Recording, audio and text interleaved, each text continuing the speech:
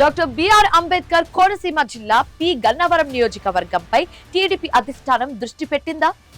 ఏడేళ్లుగా ఖాళీగా ఉన్న ఆ స్థానంలో పార్టీని నడిపించే నాయకుడిని అధిష్టానం ఫైనల్ చేసిందా? ఏకంగా జిల్లా ఇన్ఛార్జ్ మంత్రి రంగంలోకి దిగి అభిప్రాయ సేకరణ చేయడంతో ఇప్పుడు ఆ పదవి దక్కించుకునేది ఎవరు అన్న చర్చ జోరుగా జరుగుతోంది. నియోజకవర్గంలో చంద్రబాబు నాయుడు పర్యటనతో పాటు లోకేష్ ఆదేశాలతో పార్టీ కార్యాలయాన్ని ఏర్పాటు చేసిన మోకా ఆనంద్ సాగర్ కు జై కొడతారా, లేక టికెట్ దక్కించుకొని వెంటనే వదిలేసుకున్న మహాసేన రాజేష్ కు బాధ్యతలు అప్పగిస్తారా? ఇక ఇదే సమయంలో పార్టీకి చేసిన సేవలతో గుర్తింపు తెచ్చుకున్న సుబ్బారావుకు పట్టం కడతారా అనేది ఇప్పుడు చర్చనీయాంశంగా మారింది. ముక్కొనపు పోటీలో అంతర్గత వర్గ పోరును తట్టుకొని పి గన్నవరం టీడీపీకి నాయకత్వం వహించే ఆ బాస్ ఎవరు? ఈ స్టోరీలో చూద్దాం.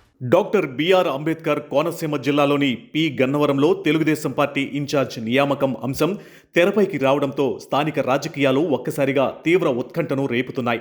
ఇన్ఛార్జ్ పదవిని ఆశిస్తున్న పలువురు ముఖ్య నాయకులు అధిష్టానం దృష్టిని ఆకర్షించేందుకు ముమ్మర ప్రయత్నాలు చేస్తూ ఉండడంతో పార్టీ శ్రేణుల్లో పెద్ద ఎత్తున చర్చ జరుగుతుంది.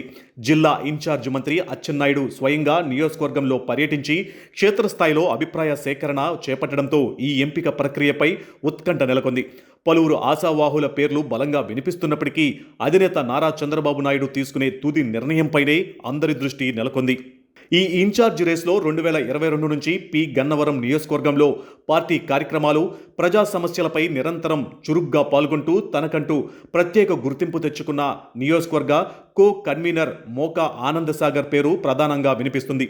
2022లో కోనసీమను భారీ వరదలు ముంచెత్తిన క్లిష్ట సమయంలో వరద ప్రభావిత ప్రాంతాలను పరిశీలించేందుకు వచ్చిన టీడీపీ జాతీయ అధ్యక్షుడు నారా చంద్రబాబు నాయుడు పర్యటన ఏర్పాట్లలో మోకా ఆనంద్ సాగర్ అత్యంత కీలక బాధ్యతలు నిర్వహించారు. ముఖ్యంగా పి గన్నవరం, మామిడికుదురు మండలాల్లో చంద్రబాబు పర్యటన అపారమైన విజయం సాధించడానికి రాత్రింబవళ్లు శ్రమించి కేడర్ను ఏకతాటిపైకి తెచ్చారు.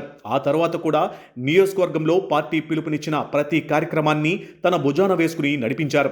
2024 ఎన్నికల సమయంలో పి గన్నవరం నుండి టీడీపీ టికెట్ ఆశించిన వారిలో మోకా ఆనంద్ సాగర్ పేరు కూడా ముందంజలో ఉన్నప్పటికీ పొత్తు ధర్మానికి కట్టుబడి క్రమశిక్షణ కలిగిన నాయకుడిగా పార్టీ తరపున నిలబడ్డారు.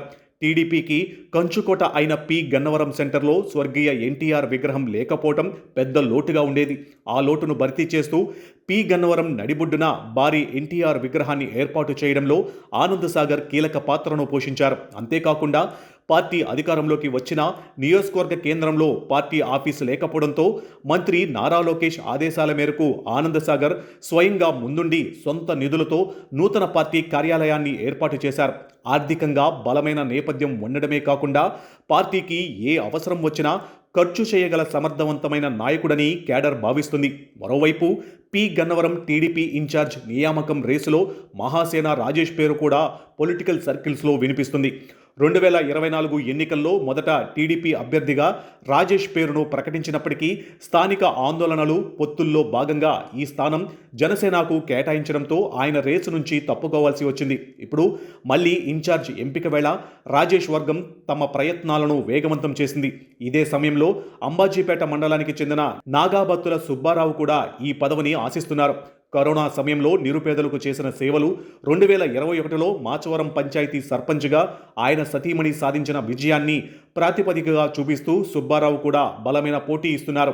7 ఏళ్లుగా ఇన్ఛార్జి లేని పి గన్నవరంలో పార్టీని ఆర్థికంగా, సామాజికంగా, కేడర్ పరంగా ముందుకు నడిపించే సమర్థుడి కోసమే అధిష్టానం వెతుకుతుంది. ఏ ఒక్క నాయకుడికి కేడర్ నుంచి కంప్లీట్ ఏకగ్రీవ మద్దతు లేకపోవడంతో అందరినీ కలుపుకునిపోయే సీనియర్ వైపే సీఎం చంద్రబాబు మొగ్గు చూపుతున్నారని తెలుస్తుంది. మంత్రి అచ్చెన్నాయుడు సిద్ధం చేసిన నివేదిక ఆధారంగా రాబోయే రోజుల్లో అఫీషియల్ అనౌన్స్మెంట్ రానుంది. మరి ఈ ముక్కోణపు పోటీలో అధిష్టానం ఆనంద్ సాగర్కు జై కొడుతుందో లేక సర్ప్రైజ్ ఇస్తుందో తెలియాలంటే మరికొద్ది రోజులు వెయిట్ చేయాల్సిందే.